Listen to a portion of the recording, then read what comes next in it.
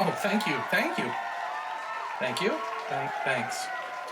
Uh, 13 years ago, when I first published I Know Why the Aliens Don't Land, it briefly, as a paperback, became an Amazon bestseller. And I don't think it made it past 30-something, if I remember correctly. But it was in the top 100. And that was with a radio and television ad campaign behind me. And then eventually I became a columnist for UFO Magazine. But I don't think it ever cracked the top 20, if I remember correctly. Well, here we are 13 years later, and it's on the Kindle. The formatting isn't as good, I don't think, as the paperback. It's 13 years later. I released the Kindle version 2 years ago, but you have just now brought it to number 11 on 2 different lists on Amazon. I know, thank you. I was asleep when it took number 11, so I didn't get a screen grab, but I heard about it, and when I woke up, I did take a screen grab. It was at number 13, and it was also in the top 100, in the top 30, actually, for books. So that's 3 lists that it was a bestseller on, and I have you to thank. I mean, really, thank you.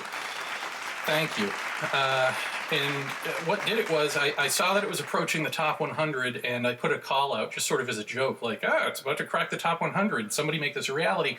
And lo and behold, it cracks the top 50. And then when I saw that, and I saw that David Jacobs' new book was on 2 of those lists, the Kindle lists, as a number 2 book, I thought, man, wouldn't it be great to overtake him with a book I wrote 13 years ago?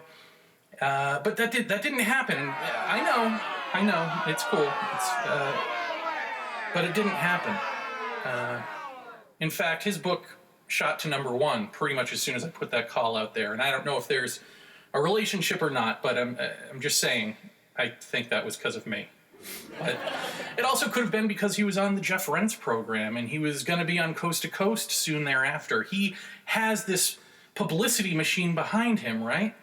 He has the cottage industry of ufology behind him. And even though David Jacobs and I both know his book is complete nonsense, he has a name for himself, and he hasn't been blacklisted like I have. So he's going to do very well for himself. I know. Trust me, I know. But still, there's that glimmer of hope. Because you took a look at my book, I Know Why the Aliens Don't Land, and you said, you know what? It's time we wake up. We're ready for a new voice. A voice from 13 years ago. A brand new voice that's just merely 13 years old. And you said, you know what? We're going to shoot that book up to number 11 because, gosh darn it, we're almost ready. We're almost there. We're almost out of the grip of crap. And so I almost made my dream a reality. And I have you to almost thank for that. Thank you. Yes, thank you. And I honestly appreciate it.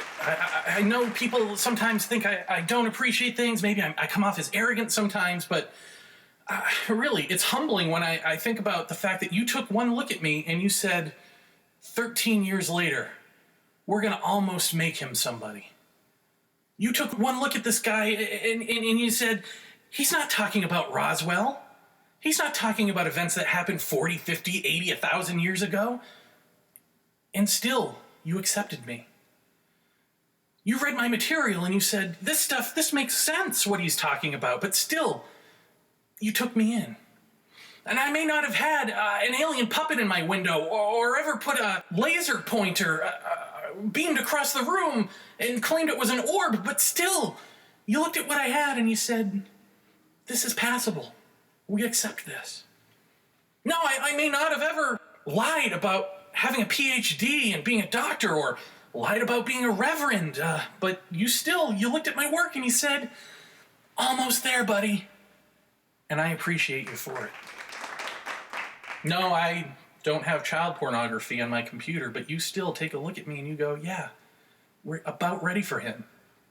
I don't have even a fully fleshed out alien story recovered under hypnosis, co-created by me and a hypnotist, but still, you read my book and you go, yeah, I can almost relate to that. Not number 1 material, but his is going to go to 11. So in closing, I just want to say thank you. And I want to say, yeah, my book didn't go to number 1. I know. Shh, I know. But it's kind of all part of the plan. You see, what happened is, I've been lying to you this whole time. I've been lying to you for the last 13 years. I'm not an experiencer, okay? I haven't been abducted by aliens. I haven't had any sort of spiritual experiences. I certainly know high strangeness in my life. What I am is a hybrid, and I'm here to destroy you. Who do you think put the word hubrid in David Jacobs' brain? That was this guy. Who do you think surged his book to number 1 on the bestseller list on Amazon? This guy. And why did I do it, folks? Why? Because that was my sign that you people were now ready. After everything that Emma Woods had said about him, after everything that Carol Rainey had exposed about David Jacobs and Bud Hopkins, it's time. It's time for you to evolve. But you said no, we're not ready yet. And I said, great. That is why I shall feast on your blood. It is time to take this world over. You are at the level of stupid that is just appropriate for us to inhabit your bodies and swallow your souls. I'm gonna eat your eyes. I'm gonna eat your eyes. Oh my God, I'm turning British. I'm going to eat your eyes. Yes. You can't run from me. One stadium at a time. One acceptance speech at a time. I'm coming for you. I'm coming for you, humans.